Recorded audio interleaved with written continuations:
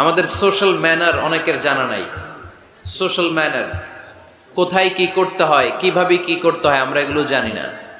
মানুষের সামনে কিভাবে কথা বলতে হয়, হাই আসলে এটাকে ঢেকে রাখতে হয়, কারো মুখের সামনে হাঁচি দেওয়া যায় না, মানুষের সামনে নাক খোঁচানো যায় না, এরকম অনেক সোশ্যাল ম্যানার আছে আমরা জানি না, আমরা খেয়ালও করি না।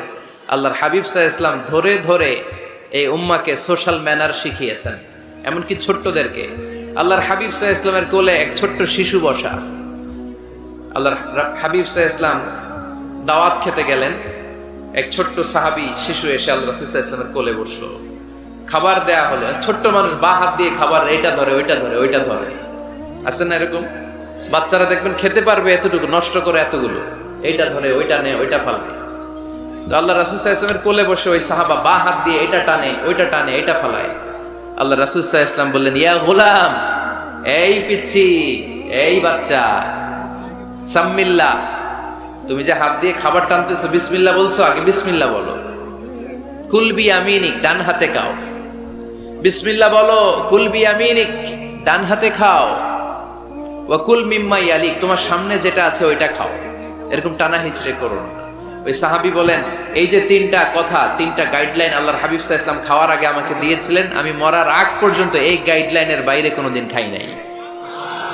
সবসময় এভাবে তো বাচ্চাদেরকে শিখাবেন যে বিসমিল্লাহ বলো, ডান হাতে খাও, সামনে যেটা আছে ওইটা খাও। একবার আল্লাহ রাসূল সাল্লাল্লাহু আলাইহি ওয়াসাল্লামের প্রিয় দৌহিত্র মানে নাতি হাসান রাদিয়াল্লাহু তাআলা আনহু, আল্লাহ রাসূল সাল্লাল্লাহু আলাইহি ওয়াসাল্লাম খুব ভালোবাসতেন হাসান রাদিয়াল্লাহু তাআলা আনহুকে এবং হুসাইন রাদিয়াল্লাহু তাআলা আনহু, এই দুইজনকে। ওনারা দুই ভাই আল্লাহ রাসূল সাল্লাল্লাহু আলাইহি ওয়াসাল্লামের পিঠে উঠে আল্লাহ রাসূল সাল্লাল্লাহু আলাইহি ওয়াসাল্লামের ঘোড়া বানিয়ে খেলতো।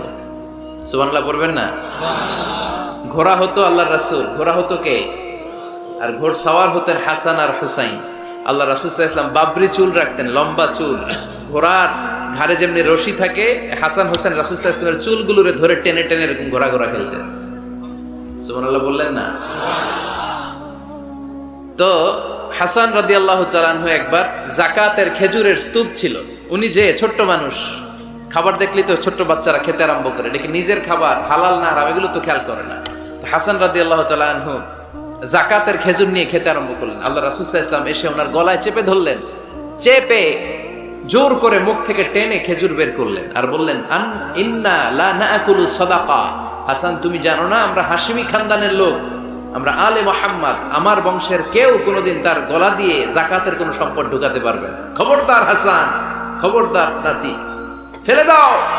হাদিসে এসেছে কিখ কিখ, মানে আমরা যেটা ওয়াক ওয়াক বলি, গলার ভিতরে গেলে ওয়াক ওয়াক বলে থুতু ফেলি, রাসূল সাল্লাল্লাহু আলাইহি ওয়াসাল্লাম কিখ কিখ বলে গলায় চেপে মুখ থেকে টেনে সেই খেজুরটা বের করেছেন।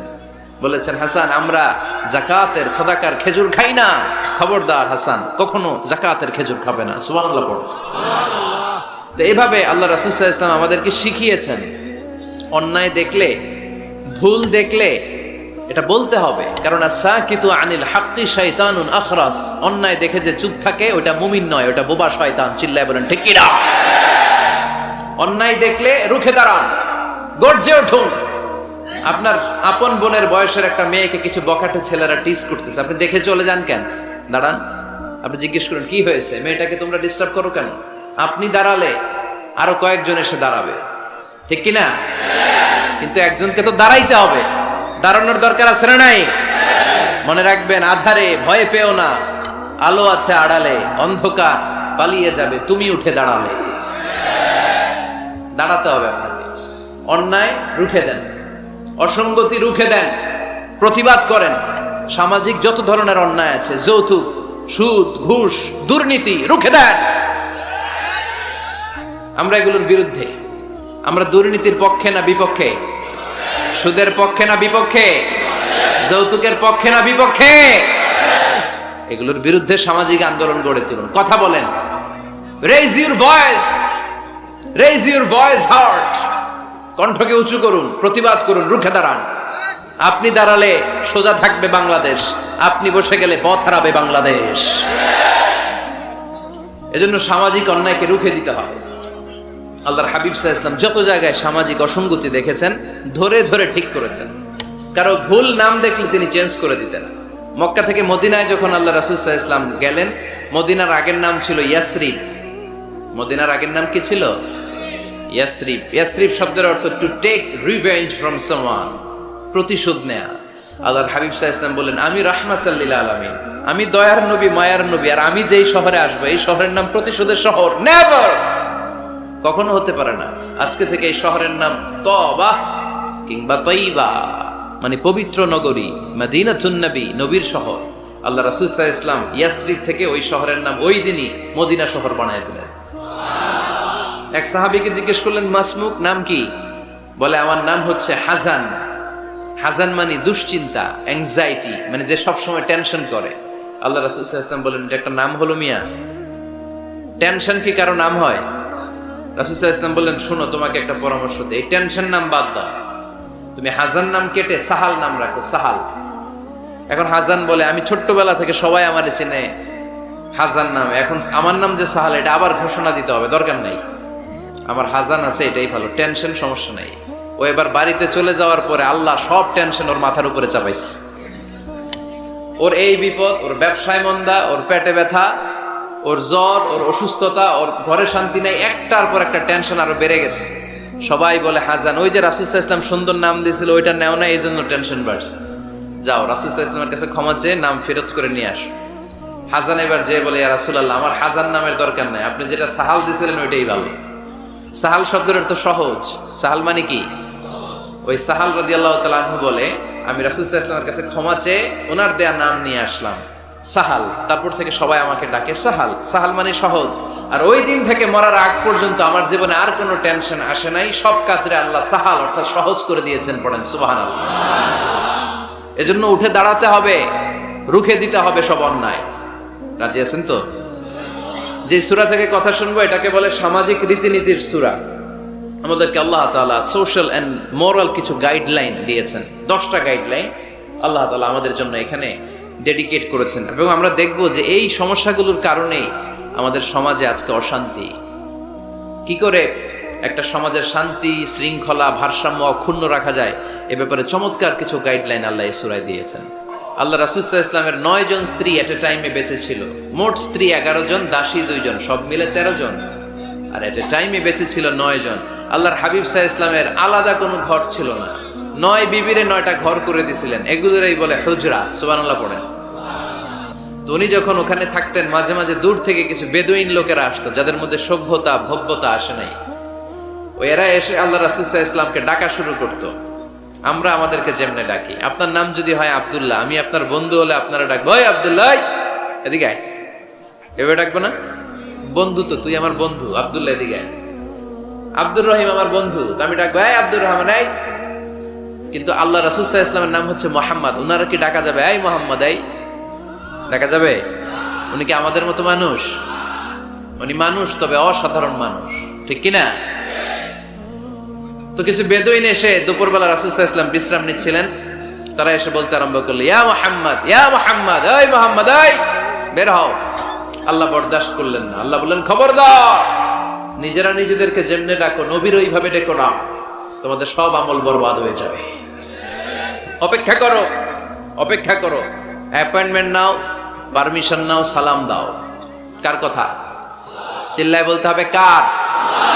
রব্বুল আলামিন বলেন, ইয়া আইয়ুহাল্লাযীনা আমানু লা তাদখুলু বুয়ুতান গায়রা বুয়ুতিকুম হাত্তা তাস্তানিসু ওয়া তুসাল্লিমু আলা আহলিহা যালিকুম খায়রুল লাকুম লাআল্লাকুম তাযাক্কারুন। পড়েন আল্লাহু আকবার। আল্লাহ বললেন, ও বিশ্বাসীরা শোনো শোনো, তোমাদের ঘর ছাড়া অন্য কারো ঘরে যদি যাও, অপরিচিত কারো বাসায় যদি যাও, যাওয়ার আগে অনুমতি নাও আর সালাম দাও। দেখেন সমাজ পরিবর্তনের ওয়াজ। অনুমতি নিতে হবে, সালাম দিতে হবে, পারমিশন নিয়ে যাবেন, অ্যাপয়েন্টমেন্ট নিয়ে যাবেন। অনেকে এমপির বাসায় যেয়ে ভিড় করে, এমপিরে পায় না, রাগ দেখায়, আরে আসছি, এমপি হয়েছে তো কি হয়েছে, পাওয়া যায় না সময় মতো। এমপিরও কাজ আছে না নাই?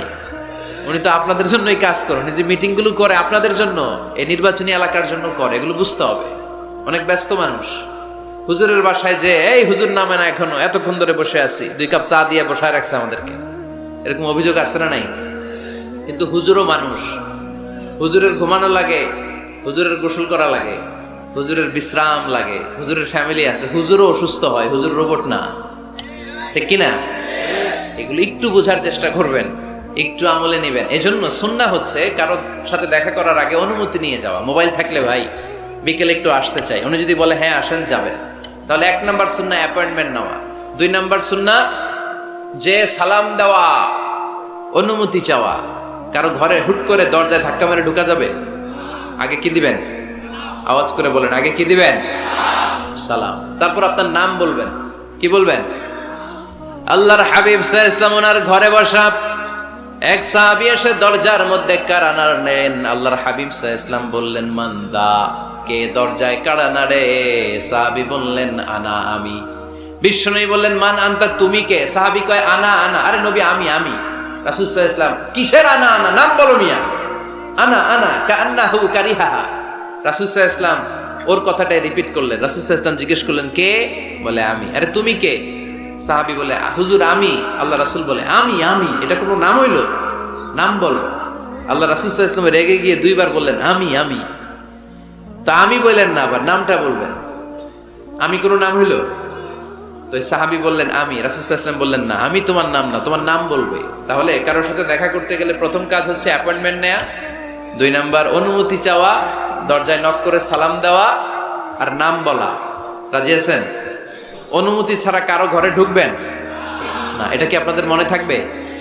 এক সাহাবী বললেন, ইয়া রাসূলুল্লাহ, ইয়া হাবিবাল্লাহ, আমার ঘরে কেউ নাই, শুধু আমি থাকি আর আমার আম্মা থাকে। আস্তাযিনু আলা উম্মি, আমার মায়ের ঘরে যেতেও কি আমার অনুমতি লাগবে নাকি? আল্লাহর হাবিব বললেন, তুহিব্বু আন তারাহা উরিয়ানা, তুমি কি চাও নাকি তোমার মাকে তুমি উলঙ্গ দেখবে? সাহাবী বললেন, না, কশিন কালেও আমার মারে আমি উলঙ্গ দেখতে চাই না। আল্লাহর হাবিব সাল্লাল্লাহু আলাইহি ওয়াসাল্লাম বললেন, ইদান ইস্তাযিন আলাইহা, তাহলে তোমার মার ঘরে ঢোকার আগেও অনুমতি নিয়ে ঢুকবা। মায়ের ঘরে ঢোকার আগে অনুমতি নিয়ে ঢুকবা। সাহাবী বলে, আনা খাদিমুহা, রাসূল সাল্লাল্লাহু আলাইহি ওয়াসাল্লাম, আমি ছাড়া ওনার কেউ নাই, আমি তো ওনার খেদমত করি, আমার মার ঘরে ঢোকার আগে অনুমতি নেওয়া লাগবে? আল্লাহ রাসূল সাল্লাল্লাহু আলাইহি ওয়াসাল্লাম বললেন, হ্যাঁ, তোমার মায়ের ঘরে ঢোকার আগেও অনুমতি নেওয়া লাগবে। তাহলে মার ঘরে ঢোকার আগে যদি অনুমতি লাগে, বোনের ঘরে ঢোকার আগে তোর অনুমতির দরকার নেই? হ্যাঁ? ভাইয়ের ঘরে, ভাবির ঘরে ঢুকবেন? হ্যাঁ, অনুমতি নিয়ে ঢুকবেন না। খবরদার, কারো ঘরে ঢোকার আগে অনুমতি নিয়ে ঢুকবো আমরা। হুট করে আমরা অনেক সময় ঢুকে পড়ি। সে হয়তো বিশ্রাম নিচ্ছে, অল্প কাপড় পরে শোয়া, বা বিছানায় এমন ভাবে পড়ে আছে, ওই অবস্থায় সে কারোর সাথে দেখা করতে চাচ্ছে না। ওই অবস্থায় হুট করে ঢুকা যাবে? নক করেন, সালাম দেন, নাম বলেন, পারমিশন চান। এই সময়ের মধ্যে সে নিজেকে গুছিয়ে প্রিপেয়ার্ড হবে, আপনার সামনে আসার উপযোগী করে নেবে নিজেকে, ঠিক কি না? দিস ইজ ইসলাম। আওয়াজ করে বলেন, দিস ইজ ইসলাম। এটাই ইসলাম। শুধু লম্বা দাড়ি রাখাই ইসলাম না, শুধু নামাজ পড়তে পড়তে কপালে দাগ ফেলানো ইসলাম না। কারো ঘরে ঢোকার আগে অনুমতি নিয়ে যাওয়ার নাম ইসলাম। কথা বুঝতে পেরেছেন? তাহলে কারো ঘরে ঢোকার আগে পারমিশন নিব, সালাম দিব। হুট করে আজ থেকে কারো ঘরে ঢুকবো না। ইনশাআল্লাহ পড়বেন না? রব্বুল আলামিন এই সূরাটা শুরু করলেন ঈমানদারদেরকে ডেকে। এই সূরার মধ্যে রব্বুল আলামিন 5 বার ঈমানদারদেরকে ডাক দিয়েছেন, আর একবার গোটা বিশ্বের সব মানুষদেরকে ডাক দিয়েছেন। পড়েন সুবহানাল্লাহ। আল্লাহ বললেন, ইয়া আইয়ুহাল্লাযীনা আমানু লা তুকদ্দিমু বাইনা ইয়াদাইল্লাহি ওয়া রাসূলিহি ওয়াত্তাকুল্লাহ ইন্নাল্লাহা সামিউন আলীম। আল্লাহ বললেন, অবিশ্বাসীরা শোনো, প্রথম গাইডলাইন, এই সমাজে যদি শান্তি চাও, সমাজটারে যদি সুন্দর বানাতে চাও, আল্লাহর রাসূলের বিধানের উপরে কোনো কথা বলো না। আল্লাহর রাসূল যেই বিধান দিয়েছেন ওই বিধানটাই ফাইনাল। আল্লাহর রাসূল যা বলছে ওইটা ফাইনাল না আমার যা মন চায় ওইটা ফাইনাল? কারটা ফাইনাল? আল্লাহর রাসূলেরটা ফাইনাল।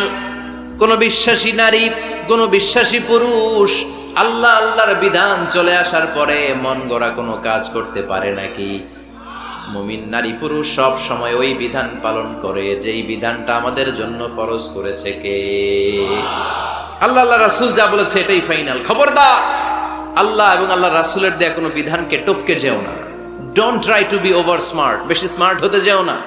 যতটুকু ইসলাম দিয়েছে ওইটার মধ্যেই থাকো। ইসলামের চেয়ে বেশি স্মার্ট কোনো কিছু হতে পারে? ইসলামের চাইতে কোনো কিছু বেশি মডার্ন হতে পারে? আল্লাহর দেয়া, আল্লাহ রাসূলের দেয়া কোনো আইনের চেয়ে কোনো স্মার্ট আইন পৃথিবীবাসী বানাতে পারে? এজন্য আল্লাহ বললেন, ওয়ামা কানা লিমুমিনিন ওয়ালা মুমিনাতিন ইযা কাদাল্লাহু ওয়া রাসূলুহু আমরান আন ইয়াকুনা লাহুমুল খিয়ারাতু মিন আমরিহিম। আল্লাহ আল্লাহর রাসূলের বিধান যখন জানা হয়ে যায়, কোনো মুমিন বান্দা বান্দি তাদের আর নিজেদের পক্ষ থেকে কোনো অপশন থাকে না, কোনো চয়েস নাই। আমার আল্লাহ বলেছে 5 ওয়াক্ত নামাজ জামাতের সাথে পড়ো, এর উপরে আমাদের কোনো কথা আছে নাকি? আল্লাহ নারীদেরকে বললেন হিজাব পরে রাস্তায় বের হও, এর উপরে কোনো কথা আছে নাকি? আল্লাহ বললেন সমাজের ফিনান্সিয়াল ট্রানজাকশন গুলো ব্যবসার মাধ্যমে হবে, কোনো সুদের কারবার চলবে না, এর উপরে মুমিনদের কোনো কথা আছে নাকি? আল্লাহ আল্লাহ রাসূল যেটা বলেছে ওইটাই ফাইনাল, ওইটাই সবচেয়ে শ্রেষ্ঠ। খেয়াল রাখবেন, এর চেয়ে বেশি শ্রেষ্ঠ হতে পারে? এক সাহাবী বললেন আমি সারা রাত তাহাজ্জুদ পড়ব, ঘুমাবো না। এক সাহাবী বলল আমি আর স্ত্রীদের কাছে যাব না। আরেক সাহাবী বলল সারা বছর আমি রোজা রাখবো, আমি কোনোদিন রোজা ভাঙবো না। আল্লাহ রাসূল সাল্লাল্লাহু আলাইহি ওয়াসাল্লাম রেগে গেলেন, কারণ আল্লাহ রাসূল সাল্লাল্লাহু আলাইহি ওয়াসাল্লাম কি এগুলো শিখাইছেন আমাদেরকে? সারা রাত তাহাজ্জুদ এগুলো শিখাইছে? সারা বছর রোজা শিখাইছে? স্ত্রীদের থেকে আলাদা দূরে দূরে থাকা এগুলো শিখাইছে? রাসূল সাল্লাল্লাহু আলাইহি ওয়াসাল্লাম রেগে গেলেন। দেখেন what a check and balance, Islam কতটা ভারসাম্যপূর্ণ জীবন ব্যবস্থা। আল্লাহ রাসূল সাল্লাল্লাহু আলাইহি ওয়াসাল্লাম ডেকে বলেন, কার এত সাহস যে বলেছে সারা রাত তাহাজ্জুদ পড়বে? কই, আমি নবী তো সারা রাত তাহাজ্জুদ পড়ি না, আমি নবী তো তাহাজ্জুদও পড়ি আবার ঘুমাই, তা আমি ঘুমাইয়া আল্লাহর এত বড় প্রিয় বান্দা হতে পারি, তোমার সমস্যা কোথায়? আমি নবী হয়ে 11 জন স্ত্রীর সাথে মেলামেশা করতে পারি, তোমার মিশতে সমস্যা কোথায়? আমি নবী রোজা রাখি, আবার মাঝে মাঝে রোজা রাখি না, দিনের বেলা খাই, এভাবে মানতে তোমার সমস্যা কোথায়? ইন্নী লা আখশাকুম লিল্লাহি ওয়া আতকাকুম লাহু, আমি নবী সবার চাইতে বেশি আল্লাহরে চিনি, আমার নবীর চাইতে আল্লাহরে বেশি কেউ চিনে? আরে নবী তো আমাদেরকে আল্লাহকে চিনিয়ে দিয়েছে, চিল্লায় বলেন ঠিক কি না? আমার নবীর চাইতে কেউ বেশি বুজুর্গ হতে পারবে না, আমার রাসূলের চাইতে কেউ বেশি আল্লাহওয়ালা হতে পারবে? তার মানে রাসূল যতটুকু শিখিয়েছে অতটুকুই শ্রেষ্ঠ। এটা টপকিয়ে এটার উপর দিয়ে অ্যাডভান্স হয়ে সামনে যাওয়া যাবে? বেশি বোঝা যাবে না। খবরদার, রাসূল যেটা শিখিয়েছেন অতটুকুর মধ্যে থাকতে হবে, তাহলে কল্যাণ আর বরকত দিবে কে?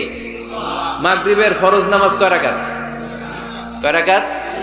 কেউ যদি বলে আমি অনেক বড় আল্লাহর ওলি, আমি 5 রাকাত করব সওয়াব বেশির জন্য, হ্যাঁ কি কয় হবে না? 5 রাকাত তো, সেজদা কয়েকটা বেশি আছে এটার মধ্যে, রুকু কয়েকটা বেশি, কষ্টও বেশি, হবে?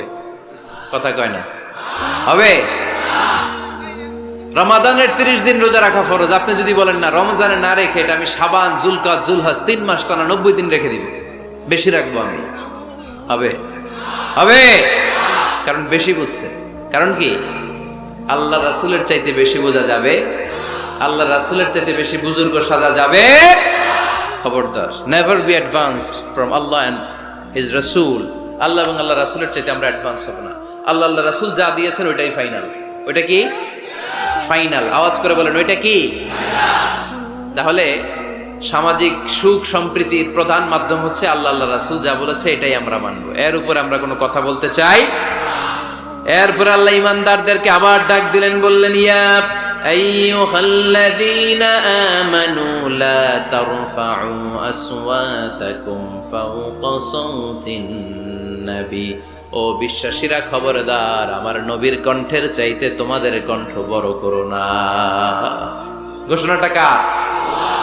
কারণ সাহাবারা আল্লাহ রাসূল সাল্লাল্লাহু আলাইহি ওয়াসাল্লামের চারদিকে এরকম ঘিরে বসে থাকতো, এজন্য সাহাবাদেরকে উদ্দেশ্য করে আল্লাহ বললেন আমার নবীর গলার সাউন্ড যতটুকু তোমাদের সাউন্ড থাকবে অতটুকু বা অতটুকুর চেয়ে কম, এর চেয়ে বড় হওয়া যাবে? তাহলে বেয়াদবি হয়ে যাবে। তাহলে কি হয়ে যাবে? বনু তামিম গোত্রের নেতা কে হবে? আল্লাহর হাবিব সাল্লাল্লাহু আলাইহি ওয়াসাল্লাম পরামর্শ করছিলেন। আবু বকর রাদিয়াল্লাহু তাআলা আনহু বললেন আমার মনে হয় এই লোকটা হইলে ভালো হয়। ওমরে ফারুক বলে না, উনি না, আমার মতে এই লোকটা হইলে ভালো। সাইয়েদনা আবু বকর বললেন আরে না ওমর, তুমি বুঝো নাই, আমি যার কথা বলেছি সে হলে সবচেয়ে ভালো, তার মধ্যে নেতৃত্বের গুণ আছে। সাইয়েদনা ওমর ফারুক বলেন, না আপনি বোঝেন নাই, আপনার চেয়ে আমি ভালো বুঝছি, আমি যারে বলেছি সেই হবে নেতা। তর্ক আছে না নাই? এই তর্ক, কথার নাম কথা, কথার পিঠে কথা করতে করতে করতে করতে ওনাদের মধ্যে একটা ঝগড়ার একটা ভাব। বিশ্বনবী বসা, এই ঝগড়া করতে করতে সাউন্ড বড় হয়ে গেছে, এই উনি হবে, উনি বলে না উনি হবে। বিশ্বনবীর কণ্ঠের চাইতে কণ্ঠ উঁচু হয়ে গেল, আরশের উপর থেকে একটা ধমক দিলেন কে? আল্লাহ বললেন, খবরদার, লা তারফাউ আসওয়াতাকুম ফাওকা সাউতিন নবী, নবীর কণ্ঠের চাইতে কণ্ঠ উঁচু করো না। ওয়ালা তাজহারু লাহু বিল কওলি কাজহারি বা'দিকুম লিবা'দ আন তাহবাতা আমালুকুম ওয়া আনতুম লা তাশউরুন। নবীর কণ্ঠের চাইতে তোমাদের কণ্ঠ যদি উঁচু হয়ে যায়, তোমাদের সব নেক আমলগুলো আমি আল্লাহ বাতিল করে দেব। ধমকটা ছোট না বড়? ছোট না বড়? মনোযোগ আছে আপনাদের? যদি নবীর কণ্ঠের চাইতে তোমাদের কণ্ঠ বড় হয়, জীবনে যত ইবাদত করছো সব বাতিল। নামাজগুলো বাতিল, কাজে আসবে না। হজ করছো বাতিল, রোজা রেখেছো বাতিল, সব বাতিল। বেয়াদবি করেছো নবীর সাথে, চিল্লায় বলেন ঠিক কিনা? নবীর কণ্ঠের চাইতে নিচু হতে হবে কণ্ঠ। এই আয়াত আসার পরে সাহাবারা তো এমন ভয় পেলেন, এবার নবীর কাছেই কেউ আসে না। সুবহানাল্লাহ কইবেন না? ভয়ে আসে না, ভয়ে না জানি আমার কণ্ঠ আবার নবীর কণ্ঠের চাইতে উঁচু হয়ে যায়। ওমরে ফারুক রাদিয়াল্লাহু তাআলা আনহু ডানে ঘুরে বায়ে ঘুরে কাছে আসে না। আবু বকর রাদিয়াল্লাহু তাআলা আনহু ডানে ঘুরে বায়ে ঘুরে কাছে আসে না। আল্লাহর হাবিব ওমরে ফারুককে ডাক দিলেন, এই ওমর সামনে আসো, এদিকে আসো। ওমরে ফারুক আসলেন, কিন্তু ওমরে ফারুক এত আস্তে আস্তে কথা বলেন, বিশ্বনবী ওমরে ফারুকের কথা কানে শোনে না। সুবহানাল্লাহ নাই? এত আস্তে আস্তে ওমরে ফারুক কথা বলেন, বিশ্বনবী শুনতে পান না। ওমর কি বললা, একটু জোরে বলো না। ওমরে ফারুক একটু জোরে বললেন, তাও শুনেন না। বিশ্বনবী বললেন, আরেকটু সাউন্ড বড় করে বলো, আমি তো শুনি না, জোরে বলো। ভয়, কারণ কণ্ঠ যদি উঁচু হয়ে যায় আমার নবীর কণ্ঠের চাইতে, জীবনের সব ইবাদত শেষ। এজন্য কথা কওয়ার দরকার নেই, ইবাদত গুলো ঠিকঠাক আওয়াজ করে পড়তে হবে, আল্লাহু আকবার। তাহলে 2 নাম্বার গাইডলাইন, লা তারফাউ আসওয়াতাকুম ফাওকা সাউতিন নবী, নবীর কণ্ঠের চাইতে কণ্ঠ উঁচু করো না। আপনারা হজ উমরা করেছেন কে কে দেখি? মাশাআল্লাহ, হাত নামান। যারা আমরা করি নাই, আমরা আল্লাহর কাছে কামনা করি, আল্লাহ আমাদেরকেও তুমি যাওয়ার তৌফিক দাও। আমরাও যেন আমার নবীর কবরের সামনে দাঁড়িয়ে নবীরে সালাম করতে পারি, তৌফিক দাও। আমরাও যেন রাউদাতুম মিন রিয়াদিল জান্নাহ ঢুকে 2 রাকাত নামাজ পড়তে পারি, তৌফিক দাও। তোমার ঘরটা যেন তাওয়াফ করতে পারি, তৌফিক দাও। মক্কা মদিনার ঐতিহাসিক জায়গাগুলো যেন দেখে হৃদয়টারে ঠান্ডা করতে পারি, আল্লাহ তৌফিক দাও। তো যারা গিয়েছেন তারা জানেন, মসজিদে নববীতে নামাজের পরে আপনারা যখন পূর্ব দিকে, প্রথম কাতারের পূর্ব দিকে সবাই লাইন ধরে যেতে যেতে প্রথমে বাম দিকে পড়ে রাউদাতুম মিন রিয়াদিল জান্নাহ, জান্নাতের বাগান সমূহ থেকে একটা বাগান। পুরো মসজিদে নববীর কার্পেটের এক কালার, ওই রাউদাতুম মিন রিয়াদিল জান্নাহর কার্পেটের আরেক কালার। আল্লাহ রাসূল সাল্লাল্লাহু আলাইহি ওয়াসাল্লামের ঘর আর মিম্বার এতটুকু জায়গাকে অন্য কালারের কার্পেট দেয়া হয়েছে। এটা দুনিয়ার বুকে জান্নাতের টুকরার মধ্যে থেকে একটা টুকরা। সুবহানাল্লাহ। হাজিরা খুব ভিড় করে ওইখানে নামাজ পড়ার জন্য। এটা বাম দিকে পাবেন। এরপরে যেতে যেতে কিছু দূর যাওয়ার পরেই বাঁ দিকে পাবেন বিশ্বনবী সাল্লাল্লাহু আলাইহি ওয়াসাল্লামের কবর, আল কবর আশ শরীফ। আমার নবী এখানে শুয়ে আছে।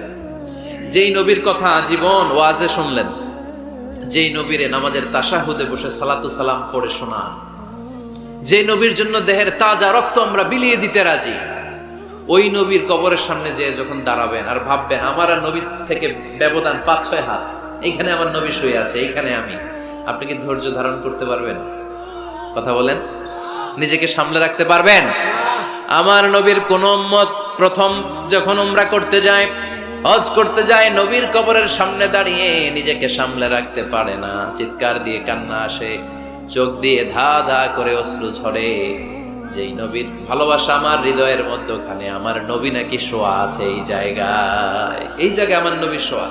সহ্য হয় না, বুক ফেটে চিৎকার আসে, কিন্তু চিৎকার দেয়া যায় না। কারণ যে আয়াতের তাফসীর আপনাদেরকে শোনাচ্ছি, এই আয়াতটা বিশ্বনবীর কবরের উপরে লেখা। লা তারফাউ আসওয়াতাকুম ফাওকা সাউতিন নবী, তুমি নবীর দরবারে এসেছো, এখানে বড় গলায় আওয়াজ করে কোনো কথা বলা যাবে না। চিল্লায় বলেন ঠিক কি না? এই আয়াতটা আজও লেখা নবীর কবরের উপর। লা তারফাউ আসওয়াতাকুম ফাওকা সাউতিন নবী, এটা নবীর দরবার। এখানে চিৎকার চেঁচামেচি করে দুরূদ পড়া যাবে না, লাফালাফি করা যাবে না, ভদ্রভাবে আন্তরিকতার সাথে বিনয়ের সাথে নবীরে সালাম দিতে হবে। সুবহানাল্লাহ পড়েন। আল্লাহ রাসূল সাল্লাল্লাহু আলাইহি ওয়াসাল্লাম আমাদের থেকে বিদায় নিলেন, কিন্তু এই আয়াতের হুকুম আজও আছে না নাই? অনুরূপ ভাবে যারা আমাদের উস্তাজ, মা বাবা, আধ্যাত্মিক নেতা, ধর্মীয় গুরু, ইসলামী আন্দোলনের নেতা, তাদের সামনেও উচ্চবাচ্য করে আওয়াজ করা যাবে, তাদের সাথে ভদ্র ভাষায় কথা বলার দরকার আছে না নাই? তাহলে দুইটা গাইডলাইন আমরা পেলাম। প্রথম গাইডলাইন হচ্ছে আল্লাহ রাসূল যা বলেছে এটাই ফাইনাল। এটাই কি? কথা বোঝে নাই? আল্লাহ রাসূল যা দিয়েছে সেটা কি ফাইনাল। আর দুই নাম্বার হচ্ছে নবীর কণ্ঠের চাইতে কণ্ঠ উঁচু করা যাবে যাবে না। তিন নম্বরে আল্লাহ মুমিনদেরকে আবার ডাক দিলেন, বললেন ইয়া আইয়ুহাল্লাযীনা আমানু ইন জাআকুম ফাসিকুম বিনাবাইন ফাতাবায়ানু। কেউ যদি তোমাদের কাছে কোনো সংবাদ নিয়ে আসে, সংবাদটা বিশ্বাস করার আগে যাচাই করে নাও। আদেশটা কার? জোরে বলেন। আমরা কিছু শুনলেই বিশ্বাস করি, এরকম আছে না নাই? যা শুনে তাই বিশ্বাস করে, এরকম করা যাবে? তো কি করবেন তাইলে? হ্যাঁ, কি করতে হবে? ঠিক না বেঠিক? হ্যাঁ, ঘটনাটা ঠিক না বেঠিক এটা আমাদেরকে যাচাই করতে হবে। You have to justify the news, you have to verify the report. Whatever you found in social media or Facebook, don't share. Think twice before you share, man. Share করার আগে দুইবার ভাববেন যে শেয়ার করব কি করব না। একটা কিছু পাইলেই শেয়ার মেরে দেয়। সে দিচ্ছে শেয়ার, তার বন্ধু দেয় শেয়ার, পুরা ফেসবুকের মধ্যে মারামারি আছে না নাই? আসলে এরকম কিছু ঘটেই নাই, আছে না নাই? খবরদার, আমরা খুব খুব বেশি পছন্দ করি এই রুমর, গুজব ছড়ানোর জন্য বাংলাদেশের পৃথিবীতে 1 নাম্বার। আমাদের চেয়ে কেউ বেশি গুজব ছড়াতে পারে? আমরা কি গুজব মানব?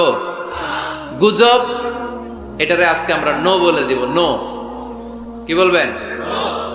এত আস্তে? গুজবকে আমরা কি বলবো? নো। গুজবে কান দিবেন না। প্রায় দেখবেন সোশ্যাল মিডিয়াতে অমুক নেতার গোপন ভিডিও ফাঁস। তো অমুক নেতার গোপন ভিডিও ফাঁস হয়েছে, আপনার কি সমস্যা? আপনার এত ভালো লাগে কেন? আপনার ভিডিও তো কয়দিন পরে ফাঁস হবে, তখন আপনি কি করবেন? এই সমস্ত আজে বাজে কাজে যাবেন না। অমুক নেতার কি ফাঁস হয়েছে, কি গোপন ভিডিও, কি স্ক্যান্ডাল, এগুলো নিয়ে কখনো মুমিনদের মাথা ব্যথা থাকতে পারে? মুমিন চাইলেই যে কোনো জিনিস শেয়ার দিতে পারে না। আপনি লা ইলাহা পড়েছেন, এই লা ইলাহা যেন তেন কোনো বাণী নয়। এই লা ইলাহার ঘোষণা দিয়ে যে মুমিন হয়, তার হাতগুলো আল্লাহর কাছে একেবারে সারেন্ডার, তার জিহ্বাটা সারেন্ডার, তার চোখগুলো সারেন্ডার, তার কানগুলো সারেন্ডার। সে চাইলেই মন যা চায় তা করতে পারে না, ঠিক কি না? আপনার কান দিয়ে যা শুনতে মন চায় শুনতে পারবেন? কেন পারেন না? কারণ আপনি মুমিন, ঠিক কি না? চোখ দিয়ে যা দেখতে মন চায় দেখা যায়। যেন কানে শুনি সদা তোমার কালাম, এ খোদা চোখে যেন দেখি শুধু কোরআনের আয়াত। শোনো আমার মুনাজাত, শোনো শোনো ইয়া ইলাহি আমার মুনাজাত, শোনো আমার মুনাজাত। পড়েন আমিন। তাহলে ফাতাবায়ানু, নিউজ একটা শুনলেই আমরা শেয়ার দিব না ভাই। আমরা একটু চেক করব, ক্রস চেক, ডাবল চেক, নির্ভরযোগ্য তথ্যসূত্র তালাশ করব যে আসলে এই ঘটনাটা ঘটছে কিনা। 100% যখন আপনি confirm, then you may share in Facebook, that's not a big deal. Then share দেন, জনসচেতনতার জন্য শেয়ার দেন, সমস্যা নাই। কিন্তু না জেনে শেয়ার দেওয়া যাবে? কথা বলেন। আল্লাহ রাসূল সাল্লাল্লাহু আলাইহি ওয়াসাল্লামের জীবনে এরকম একটা ঘটনা ঘটেছিল। হারিস বিন মিরার রাদিয়াল্লাহু তাআলা আনহু বনুল মুস্তালিকের যুদ্ধে জেতার পরে হারিস বিন মিরারকে বিশ্বনবী দায়িত্ব দিলেন যে হারিস বিন মিরার, তুমি এই এলাকার নেতা, কি করতে হবে আমাদের? বিশ্বনবী বললেন নামাজ পড়বা, রমাদানের রোজা রাখবা, যাকাত আদায় করবা। মিরার বলে তাহলে যাকাত নেন। বিশ্বনবী বললেন না, 1 বছর পূর্ণ হওয়ার পরে যাকাত দিতে হয়। যাকাত কয় বছর পর পর? যাকাত প্রতিদিন দেয়া লাগে? হালানিল হাউল, 1 বছর যখন হবে আমি আমার সাহাবী পাঠাবো মদিনা থেকে, তখন দিয়ে দিও। বিশ্বনবী চলে গেলেন। 1 বছর পরে এক সাহাবীকে রেডি করলেন, জাকাতের সম্পদ নিয়ে আসো বনুল মুস্তালিকের পক্ষ থেকে। ওই সাহাবীর নাম হচ্ছে ওয়ালিদ ইবনে উকবা। বিশ্বনবী ডেকে বললেন, ওয়ালিদ যাও, 1 বছর সময় অতিক্রান্ত হয়েছে, বনুল মুস্তালিকের লোকদের যত জাকাতের সম্পদ জমা হয়েছে নিয়ে আসো। সাইয়েদনা ওয়ালিদ ইবনে উকবা যখন সম্পদ আনার জন্য বের হলেন, ওইদিকে বনুল মুস্তালিকের লোকেরা শুনতে পেল বিশ্বনবীর পাঠানো সাহাবী উনাদের এলাকায় শুভাগমন করবে। ওই সাহাবীকে লাল গাড়িচার সংবর্ধনা দেওয়ার জন্য সেনাবাহিনী সহ পুরো এলাকা থেকে সব সৈন্যবাহিনী সহ তারা মরুভূমির মধ্যে এসে দাঁড়িয়ে রয়েছে। সুবহানাল্লাহ পড়ে। নবীর সাহাবীর আগমন হবে, নবীর সাহাবীর শুভাগমন। উনি এসে আমাদের এলাকার যাকাতের টাকা কালেকশন করে নিয়ে যাবে, ওনাকে সংবর্ধনা দিব, বের হও। তলোয়ার নিয়ে, ঘোড়া নিয়ে, গার্ড দিয়ে আমরা দাঁড়িয়ে থাকি। তো মরুভূমিতে সবাই দাঁড়ায় আছে। আল ওয়ালিদ ইবনে উকবা মদিনা থেকে বিশাল রাস্তা পাড়ি দিয়ে যখন বনুল মুস্তালিকের এলাকার কাছাকাছি দূর থেকে দেখে তলোয়ার নিয়ে লোকজন দাঁড়ায় আছে। কি নিয়ে দাঁড়ায় আছে? উনি ভাবছে আমারে মারার জন্য দাঁড়ায় আছে। উনি মনে মনে ভাবলেন, বিশ্বনবী পাঠালেন যাকাত নেয়ার জন্য, যাকাত পরে নিব, আগে জান সামলাই। কারণ এলাকার লোকেরা সব তলোয়ার নিয়ে সেনাবাহিনী সহ দাঁড়ানো। আসলে কথাটা কি ঠিক? মারার জন্য দাঁড়ায় আছে কি জন্য? সম্মান দেওয়ার জন্য, ওয়েলকামিং রিসেপশন দেওয়ার জন্য। উনি ভাবলেন আমারে কচু কাটা করবো, এক কাজ করি, ওদিকে না যে অ্যাবাউট টার্ন, উল্টা ঘুরি। যেই চিন্তা ওই কাজ। সাহাবী আল ওয়ালিদ ইবনে উকবা উল্টা ঘুরে গেলেন, মন্দ ধারণা নিয়ে ফিরে যেয়ে বিশ্বনবীরে বললেন, নবী আপনি আমার মায়ের খাওয়ার জন্য পাঠাইছিলেন, যাকাত আনার জন্য পাঠিয়েছেন, কিন্তু তারা যাকাত তো দিবেই না, আমারে হত্যার জন্য তলোয়ার নিয়ে দাঁড়িয়েছিল গো নবী। কথা কি সত্য? উনি ভুল বুঝতে পারছেন, উনি ভুল বুঝেছেন। না বুঝে ভুল কথায় বিশ্বনবীর কাছে প্রচার করে দিলেন। আল্লাহর হাবিব সাল্লাল্লাহু আলাইহি ওয়াসাল্লাম সহজ সরল মনা নবী, সাহাবী তো আর মিথ্যা বলবেন না। বিশ্বনবী বিশ্বাস করলেন। বিশ্বাস করে খালিদ ইবনে ওয়ালিদের নেতৃত্বে 1000 সৈন্যের অভিযান পাঠালেন। বললেন, যাও, যে দেখো ঘটনা কি, ঘটনা সত্য হলে অভিযান চালাও। আল্লাহ বলেন, নবী অভিযান পরে চালায়েন, একটু থামেন। ফাতাবায়ানু ইন জাআকুম ফাসিকুম বিনাবাইন ফাতাবায়ানু। নবী ওয়ালিদ এসে আপনার কাছে দেই তথ্য প্রচার করেছে, তথ্যটা সঠিক নয়, আগে যাচাই করেন, তারপরে অ্যাকশনে যান। ঠিক কি না? আমরা ডাইরেক্ট অ্যাকশন মারি। আমরা কি করি? Action, action, direct action. সত্য না মিথ্যা ধার ধারি না। আল্লাহ বললেন, নবী অভিযান চালাবেন না। ওয়ালিদ যেই কথা আপনারে বলেছে এই কথাটা সত্য নয়। আন তুসিবু কওমান বিজাহালাতিন ফাতুসবিহু আলা মা ফাআলতুম নাদিবিন। আপনি যদি ওই মুসলমানদের এলাকায় না জেনে অভিযান পাঠান, এই অভিযানে যদি কেউ মারা যায়, প্রত্যেকটা মৃত্যুর দায়ভার কিন্তু আপনার কাঁধেই বর্তাবে গো নবী। ঠিক কি না? এই যে আপনি চেক না করে, জাস্টিফাই না করে, নিশ্চিত না হয়ে ওয়ালিদের কথায় বিশ্বাস করেই বনুল মুস্তালিককে অ্যাটাক করার জন্য 1000 সৈন্যবাহিনী পাঠালেন। ওরা যদি আক্রমণ করতো, কেউ যদি মারা যেত, এই দায়ভার কার? আমার নবীর। ঠিক কিনা? নবীকে শিখানোর মাধ্যমে আল্লাহ তাআলা গোটা উম্মাহকে শিখাই দিলেন, ইন জাআকুম ফাসিকুম বিনাবাইন ফাতাবায়ানু। কেউ যদি খবর নিয়ে আসে, শুনেই বিশ্বাস করো না, আগে যাচাই করো, আগে চেক করো, তারপরে বিশ্বাস করবা। ঠিক কিনা? তাহলে এখন থেকে একটা কিছু শুনলে বিশ্বাস করবেন। 4 নম্বরে আল্লাহ বললেন, লা ইয়াসখার কওমুন মিন কওম। কেউ কাউরে ঠাট্টা করব না আমরা, অবজ্ঞার সুরে কোনোদিন কাউরে কোনো কথা বলবো না। রাজি আছেন? সবাই রাজি? এরপরে 5 নম্বরে আল্লাহ বললেন, ওয়ালা তালমিজু আনফুসাকুম। খবরদার, তোমরা অন্যের দোষ খোঁজো না, দোষ খুঁজবা নিজেদের। কিন্তু সমাজে আমরা অন্যের দোষ খুঁজি কি খুঁজি না? 5 নাম্বার, ওয়ালা তালমিজু আনফুসাকুম, নেভার ডিসফেম ইচ আদার। একে অপরের দোষ খোঁজো না। আমাদের সমাজে কিছু লোক আছে নিজের দোষ দেখে না, খালি অন্যের দোষ দেখে। আছে না নাই? চায়ের দোকানে বসে বসে দেখবেন, বলবে এই বাড়িতে এই সমস্যা, ওই বাড়িতে ওই সমস্যা, ওই বাড়িতে মারামারি, ওই বাড়িতে কাটাকাটি। তোর বাড়িতে কি সমস্যা ওইটা বল, তোমার বাড়িতে কি সমস্যা ওইটা বলো মিয়া। আছে না এরকম? এই হুজুর ভালো না, এই সমস্যা, ওই হুজুরও ভালো না, এই হুজুরও খারাপ, এই হুজুরের এই সমস্যা। তুমি হুজুরের কি সমস্যা? তুমি হুজুরের কি সমস্যা আগে জাতির কাছে ওইটা বলো। আগে নিজে ভালো হও, নিজে ভালো তো জগৎ ভালো। যেন খবরদার অন্যের দোষ খুঁজবেন না। এটা খুব বাজে একটা স্বভাব, খালি অন্যের দোষ খোঁজে। যে নিজে নিজের দোষ খুঁজতে পারে, যে নিজে নিজের সমালোচনা করতে পারে, সে সবচেয়ে বুদ্ধিমান। কারণ অন্যে কি করছে এই ব্যাপারে আপনারা ধরবে আল্লাহ। কথা বলেন না কেন? আল্লাহ আপনাকে ধরবে, আপনার কি সমস্যা আপনি কি করলেন, শুধু ওই ব্যাপারেই আপনি জিজ্ঞাসিত হবেন।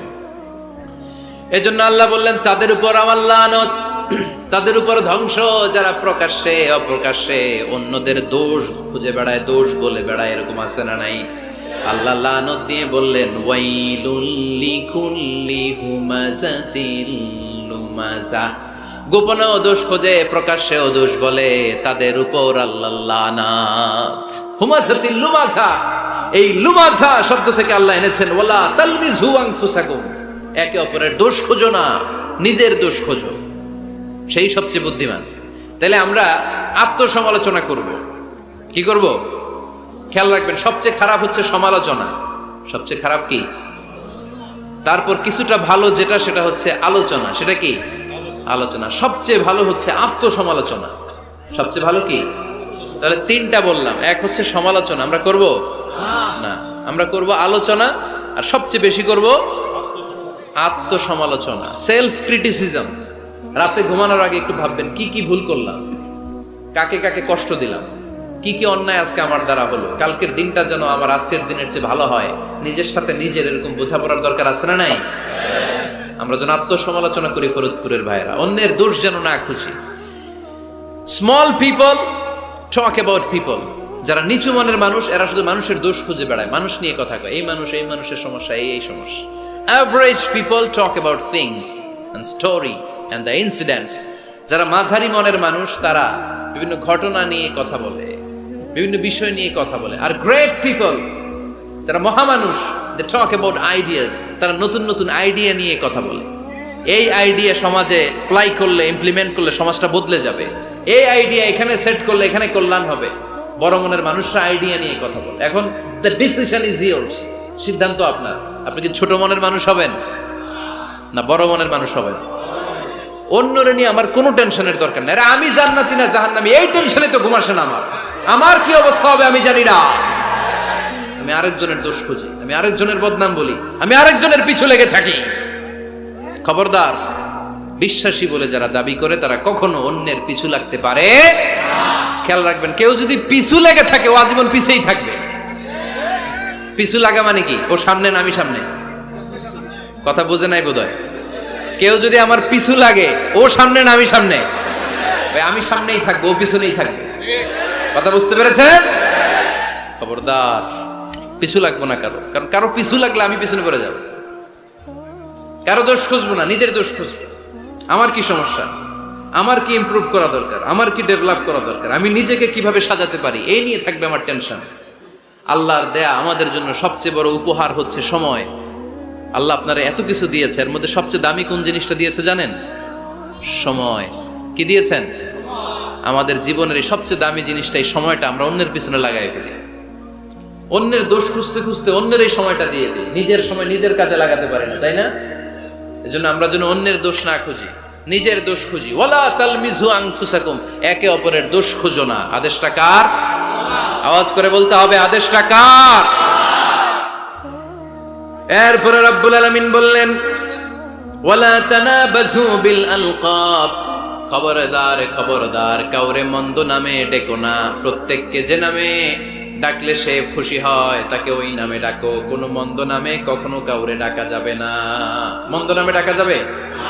সম্মানিত ভাইরা, কাউরে মন্দ নামে ডাকবেন? তার যেই নাম ওই নামে ডাকবেন। যে নামে সে নিজেকে ডাকলে পছন্দ করে তাকে ওই নামে ডাকবেন। মন্দ নামে কাউরে ডাকা যাবে না। এটা কবিরা গুনাহ। এটা কি গুনাহ?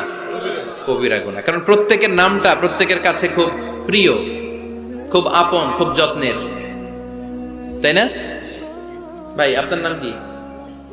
উজ্জ্বল হোসেন। উজ্জ্বল নামে আরো মানুষ এই গ্রামে আছে না নাই?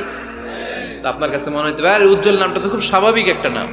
উজ্জ্বল, কত উজ্জ্বল আছে এলাকায়, আপনার কাছে এরকমই লাগে, কত উজ্জ্বল। কিন্তু ওনার কাছে উজ্জ্বল নামটা এরকম না, ওনার কাছে উজ্জ্বল নামটা স্পেশাল। উজ্জ্বল নামটা কি? স্পেশাল। কারণ এই নামে তাকে সবাই ডাকে, এই নামটা তার কাছে খুব আদরের, খুব যত্নের। হুজুর আপনার নাম কি? সুলাইমান ফারুকি। আপনার কাছে মনে হতে পারে আরে কত সুলাইমান তো জীবনে দেখছি, কত সুলাইমান আছে বাংলাদেশে, 10,000 সুলাইমান আছে না নাই? আছে। তো আপনার কাছে এরকম মনে হয়, কিন্তু ভাইজানের কাছে কি এরকম মনে হয়? ভাইজানের কাছে সুলাইমানটা খুব দরদের, খুব প্রিয়, খুব আদরের। কারণ এই নামে ভাইজানকে সবাই চিনে, ঠিক কিনা? আমার নাম মিজান, আপনার কাছে মনে হইতে পারে আরে এই নামের কত লোক আছে বাংলাদেশ, আছে না? আমার কাছে এই নামটা খুব দরদের, কারণ আমারে মিজান বললে আমি বলি কি, আরেকজনে ডাকলে আমি তাকাই, ঠিক কিনা? ভাবছি আমারে ডাকছে, কারণ এই নামটার প্রতি আমার একটা দুর্বলতা কাজ করে, এটা আমার পরিচয় বহন করে প্রত্যেকের কাছে। প্রত্যেকের নামটা এমন, এজন্য কারো নাম যখন নিবেন সুন্দরভাবে নিবেন। প্রত্যেকে প্রত্যেকের নামকে পছন্দ করে, তার প্রমাণ কেউ কাগজ কলম পাইলেই দেখবেন নিজের নাম লেখে, সিগনেচার মারে, আছে না নাই? বিশেষ করে সাগরে ঘুরতে গেলে বালুর মধ্যে প্রত্যেকে প্রত্যেকের নাম লেখে, দেখবেন, দেখছেন? কক্সবাজারে ঘুরতে গেছেন কারা কারা দেখি? আচ্ছা, দেখবেন আমি অনেককে দেখেছি সাগর পাড়ে বালুর তীরে বালু পেলেই প্রত্যেকে নিজের নামটা লেখে, লেখে আবার লাভ চিহ্ন দেয়, এমনি বড় করে একটা কি দেয়, লাভ মানে কি, তার মানে আমার নামটারে আমি ভালোবাসি। প্রত্যেকে প্রত্যেকের নামটারে বড্ড ভালোবাসি। এজন্য কখনো এই রোহিঙ্গা, ফইন নির্বুত এগুলো বলবে না, যার যেই নাম ওই নামটা সুন্দর করে ডাকবেন। আল্লাহ বললেন ওয়ালা তানাবাযু বিল আলকাব, মন্দ নামে কখনো কাউকে ডেকো না, সুন্দর নামে ডাকো। নামের বিকৃতি কবিরা গুনাহ, আমরা আমাদের দেশে এটা করি। কত সুন্দর নাম বাবা মা রেখেছে, আবু বকর, ওরে ডাকে বকইরা, কি ডাকে? বাবা মা রেখেছে আব্দুল ওয়াক্কাস, ওরে ডাকে হ্যাঁ আকাইচা। এটা হইল? এগুলো করবেন? আল্লাহর নামের সাথে মিলায় কি সুন্দর নাম, আব্দুল কুদ্দুস, ওরে কি ডাকে? হ্যাঁ, আজকে থেকে আর ডাকবেন? ডাকবেন আর? তাহলে প্রত্যেককে আমরা প্রত্যেকের সুন্দর নামে ডাকতে রাজি আছি না নাই? এরপরে আল্লাহ 8 নম্বরে বললেন ইয়া আইয়ুহাল্লাযীনা আমানু জতানিবু কাসীরাম মিনাল-যন ইন্না বা'দায-যন্নি, খবরদার আন্দাজ অনুমান করে কথা বলো না। ইজতানিবু কাসীরাম মিনাল-যন, অতিরিক্ত আন্দাজ আর অনুমান নির্ভর কথা থেকে বেঁচে থাকো। আদেশটা কার? আন্দাজে কোনো কথা আমরা বলবো না, অনুমান নির্ভর কথা বলবো না, কারণ ইন্না বা'দায-যন্নি ইস, বেশিরভাগ আন্দাজ অনুমান নির্ভর কথাগুলো মিথ্যা হয়, ফলে পাপ হয়, ঠিক কিনা? আপনি জীবনে যত আন্দাজ করে কথা বলেছেন তার বেশিরভাগই মিথ্যা, বেশিরভাগই ভুল। তাহলে আন্দাজ অনুমান নির্ভর কথা কোন মুমিন বলতে পারে? খবরদার, আন্দাজ অনুমান নির্ভর কোন কথা আমরা বলবো না।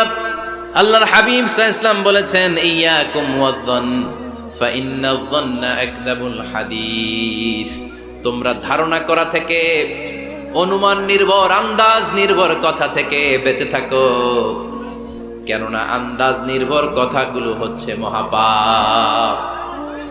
আন্দাজে কথা বলা যাবে? আন্দাজ অনুমান নির্ভর কথা বলা যাবে না, কারণ আন্দাজ আর অনুমান কখনো সত্যের বিকল্প হতে পারে।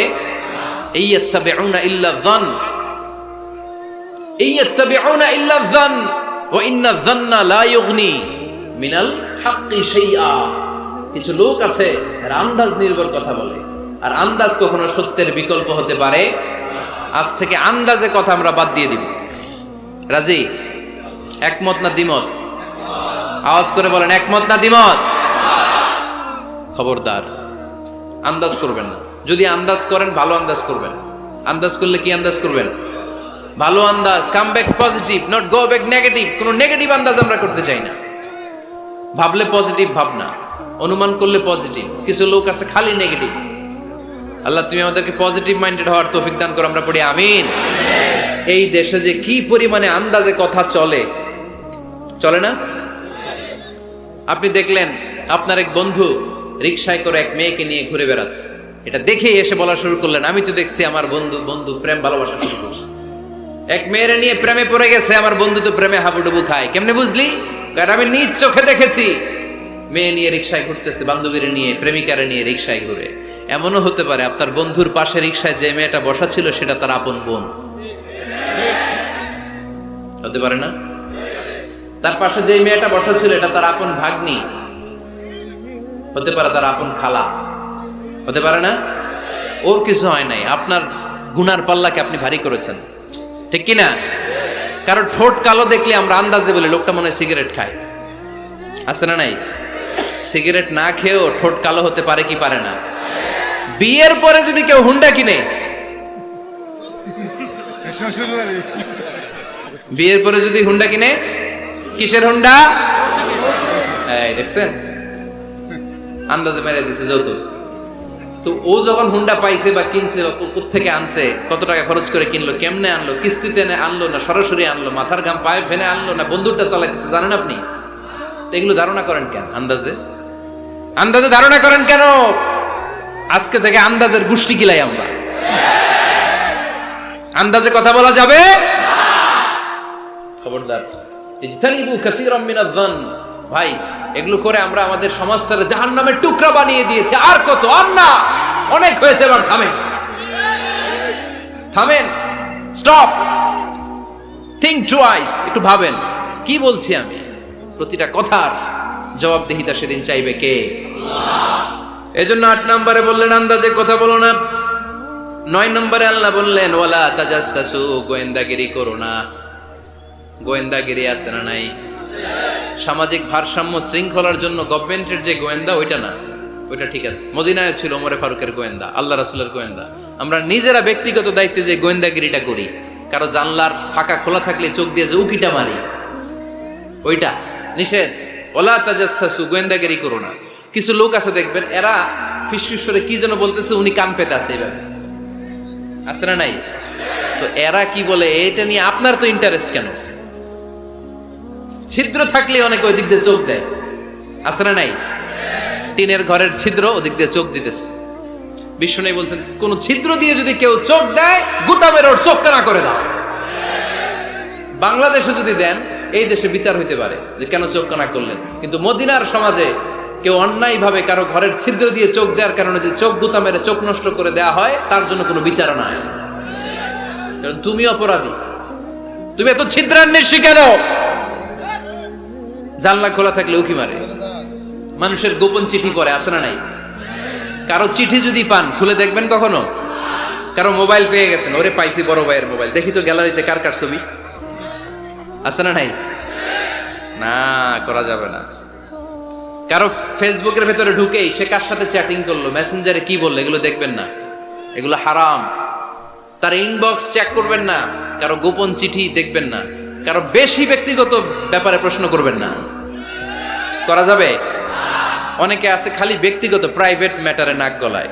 ভাই, বাড়ি কই, কি চাকরি করেন, সরকারি, বেতন কত? ভাবি কি করে? আপনার ভাবিও চাকরি করে, ভাবির বেতন কত? ভাবির বেতন কত? এটা দিয়ে তোমার কি লাভ? ঠিক কিনা? ইত্যাদি ইত্যাদি ইত্যাদি। প্রাইভেট ম্যাটার, ফ্যামিলি ম্যাটার নিয়ে আমাদের আগ্রহ। ওয়ালা তাখফু মা লাইসা লাকা বিহি ইলম, যেটা তোমার জানার কথা না, ওইটা নিয়ে তো আগ্রহ দেখাবা না। ড্রোন মেশিন, নিজের চরকায়, নিজের চরকায় তেল দিলেন, নিজের চরকায় দিয়ে। অন্যকে নিয়ে এত আগ্রহ ভালো না, অন্যের পিছু লাগেন না। এই গোয়েন্দাগিরি থেকে আল্লাহ আমাদেরকে বাঁচাও। মানুষের প্রাইভেট ম্যাটার নিয়ে যেন আমাদের কিউরিসিটি না থাকে। Everyone has a privacy, a private own space, and no one should interfere someone own space, কারণ নিজের স্পেসে যে ইন্টারফেয়ার করা এটা হারাম। সব শেষে আল্লাহ বললেন ওয়ালা ইয়াগতাব বা'দুকুম বা'দা আইয়ুহিব্বু আহাদুকুম আন ইয়াকুলা লাহমা আখিহি মাইতান ফাকারিহতুম। খবরদার, খবরদার, একে অপরের গীবত করো না। গীবত আছে, এটা একটা মহামারী। গীবত হচ্ছে মহামারী, বাংলাদেশের জাতীয় রোগ। আমি নাম দিয়েছি বাংলাদেশের জাতীয় শারীরিক রোগের নাম হচ্ছে ডায়াবেটিক্স, ঠিক কিনা? আর এই মানসিক সবচেয়ে বড় রোগ বাংলাদেশের হচ্ছে গীবাত। এটা হুজুর থেকে আরম্ভ করে, আলেম থেকে শুরু করে, সাধারণ মানুষ থেকে শুরু করে, নেতা নেত্রী থেকে শুরু করে 17 কোটি মানুষ খুব মজা পায়, রসগোল্লার চেয়ে মজা। আপনার ইবাদত গুলো দিয়ে দিচ্ছেন সব আরেকজনকে। যার ব্যাপারে আপনি গীবত করতেছেন, আপনার হজ কষ্ট করে মিনায় ধাক্কাধাক্কি করে যে হজটা করছেন, ধাক্কাধাক্কি করে হাজরা আসওয়াদে চুমুটা দিয়েছেন, আরাফাতের ময়দানে চোখের পানি যে কান্নাটা করেছেন, এই সব সবগুলো আপনি তার আমলনামায় তুলে দিয়েছেন। তার ব্যাপারে গীবত করে, চগলখুরি করে, তার কথা আরেকজনের কাছে লাগিয়ে, ওর কথা আরেকজনের কাছে লাগিয়ে, এই যে সমাজে গিরিঙ্গি লাগালেন আপনি, এই যে সামাজিক ভারসাম্য রক্ষা করলেন, আপনার সব ইবাদতগুলো আল্লাহ ভাগ করে ওদের আমলনামায় তুলে দিয়েছে। খবরদার, মরা ভাইয়ের গোশত খাওয়ার চেয়ে বড় অপরাধ। এই দেশে হালাল সিস্টেমে অনেকে গীবত করে এইভাবে। আমি আপনাদেরকে দেখাই, কথা শুরু করবে এইভাবে। কি যে অবস্থা সমাজের, বলাও যায় না, বললে তো গীবত হয়ে যায়। না বলেও পারি না, তাই না? এরকম বলে না অনেকে? বললে তো কি হয়ে যায়? হ্যাঁ, বললে যদি গীবত হয়ে যায় তাহলে স্টপ। এতটুকু যেহেতু বুঝেন যে বললে গীবত হয়ে যায়, তখন স্টপ। আওয়াজ করে বলেন, তখন স্টপ। মেরাজ রজনীতে বিশ্বনবী দেখলেন রিজালান, কিছু লোক, লাহুম আসফারুন মিন নুহাস, তামা দিয়ে তৈরি আঙ্গুল, এই আঙ্গুলগুলো দিয়ে তারা ইয়াখদাশুনা উজুহাহুম ওয়া সুদুরাহুম, নিজেদের লোহার আঙ্গুল দিয়ে, তামার আঙ্গুল দিয়ে নিজের গালের গোশত, নিজের বুকের গোশতগুলো টেনে টেনে ছিঁড়ে ছিঁড়ে খাচ্ছে। বিশ্বনবী বললেন, জিব্রাইল, মানহুম ইয়া জিব্রাইল, ও জিব্রাইল আমাকে তুমি বলো এরা কারা?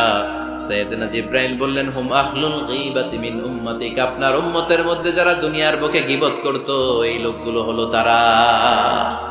চায়ের দোকানে এগুলো খুব চলে, এর কথা ওর কানে, ওর কথা এর কানে, এরকম একটা গিরিঙ্গি লাগায়, আছে না নাই? এগুলো করবেন? গীবত কাকে বলে? যিকরুকা আখাকা বিমা ইয়াকরাহ, সহিহ হাদিস। ভাইয়ের ব্যাপারে এমন কথা বলা যেটা শুনলে, তার অনুপস্থিতিতে এমন কোন কথা বলা যেটা শুনলে সে মনে কষ্ট পাবে, বলবেন এগুলা? না, স্পেসিফিক কিছু কাজে বলতে পারেন। যেমন সমাজে কেউ দুর্নীতি করতেছে, খুব খারাপ কাজ করতেছে, সমাজটাকে শেষ করে দিচ্ছে, তার বিরুদ্ধে জনমত তৈরি করার জন্য বলতে পারেন। আপনি দেখলেন আপনার বন্ধুর ছেলে গাছের চিপায় লুকায় লুকায় সিগারেট খায়, আপনি আপনার বন্ধুকে যে বলতে পারেন, তোমার ছেলের এই দশা, তোমার মেয়ের এই দশা। এগুলো তো গীবত হবে না, কিন্তু কারো ব্যাপারে কারো কান ভারী করার জন্য উল্টাপাল্টা কথা বলা যাবে? খবরদার। তাহলে গীবতকেও আমরা কি বলে দিলাম?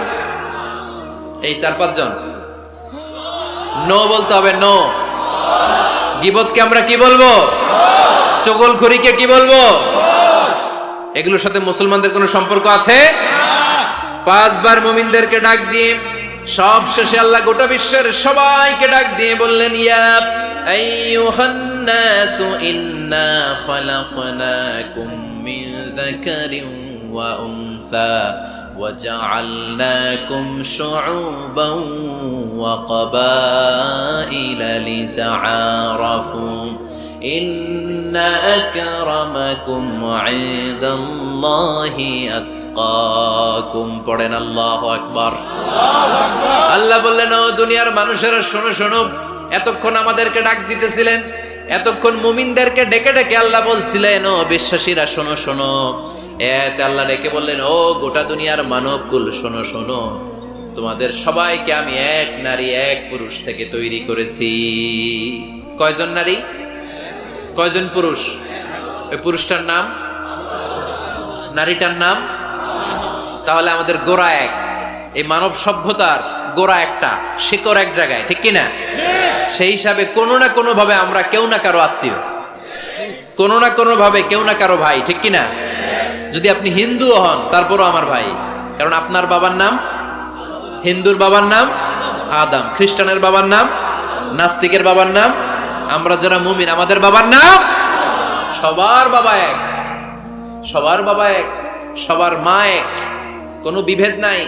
বিভেদের দেয়াল আমরা গেঁথেছি, বিভেদের প্রাচীর আমরা তৈরি করেছি, আমরা বানিয়েছি ধনী গরিব এটা 2 দল, এটা আল্লাহ বানাইছে?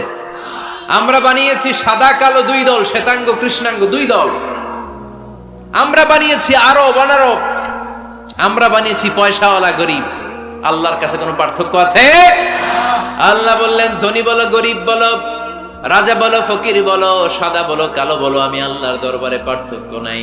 আমি আল্লাহর কাছে যদি কেউ সেরা হতে চায়, তার অন্তরে লাগবে তাকওয়া, মানে আল্লাহর ভয়। যাদের হৃদয়ে আছে আল্লাহর ভয়, তারা কবু পথ ভুলে যায় না। আল্লাহর প্রেম ছাড়াই দুনিয়ায় কারো কাছে কোনো কিছু চাই না। রাতের আধারে যারা সেজদাতে রয়, 2 চোখের স্রোতে নদী যেন বয়। ছলনার হাতছানি যতই আসুক, পেছনে ফিরেও সে তাকায় না।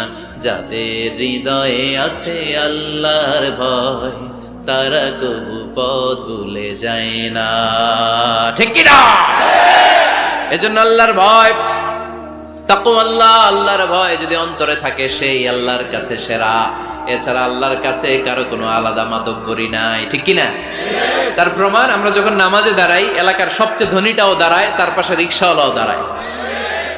আমরা যখন নামাজে দাঁড়াই, মালয়েশিয়াতে মাহাথির মোহাম্মদ যখন দাঁড়ায়, তার পাশে আমিও দাঁড়াই। আমরা যখন নামাজে দাঁড়াই, প্রেসিডেন্ট যখন দাঁড়ায়, তার পাশে কুলিওয়ালা, ঠেলাওয়ালা, রিক্সাওয়ালাও দাঁড়ায়। আমরা যখন নামাজের কাতারে দাঁড়াই, ধবধবে সাদা লোকটা যেমনি দাঁড়ায়, কুৎসিত কালো লোকটাও আমার ভাই, আমার পাশে আল্লাহর জন্য নামাজে দাঁড়ায়। এজন্য কোনো পার্থক্য নাই, পার্থক্য আমরা বানিয়েছি। আমাদের কোরআন কয়টা? প্রভু কয়জন? তাহলে পার্থক্য করেন কেন? আমাদের নবী কয়জন? কাবা কয়টা? তাহলে পার্থক্য করলেন কেন? আমাদের প্রভু এক নবীর উম্মত, জীবন বিধানে কৈশি বাণী কোরআন।